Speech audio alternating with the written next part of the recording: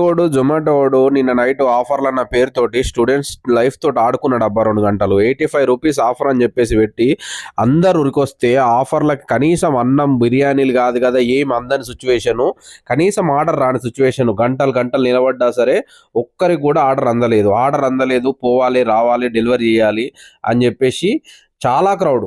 ఇంత క్రౌడ్ ఉన్న సిచ్యువేషన్లో కనీసం ఎవరికి వస్తుంది డెలివరీ, ఎవడు తీసుకుపోయిస్తాడు? 5 మినిట్స్ 10 మినిట్స్లో డెలివరీ ఇస్తే ఉన్న 2 గంటలు ఆఫర్ మాగం అయిపోయారు పోరగాళ్ళందరూ.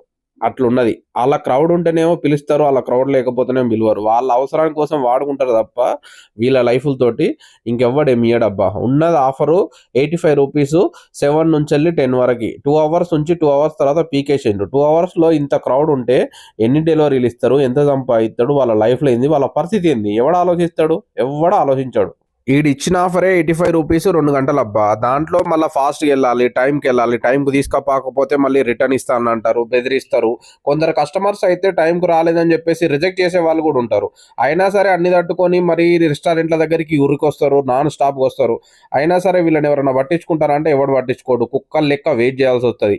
అది Swiggy boys, Zomato boys 31st first అని చెప్పి పేర్లు పెట్టుకొని Zomato boys, Swiggy boys, delivery boys అందరితోటి స్టూడెంట్స్ తోటి ఆడుకున్న ఈ డెలివరీ అన్ని యాప్స్ 80 రూపాయల ఆఫర్ కోసం మారాటం, జీవితాల కోసం పోరాటం చేస్తున్న జొమాటో, స్విగ్గీ, డెలివరీ బాయ్స్ అందరికీ అంకితం.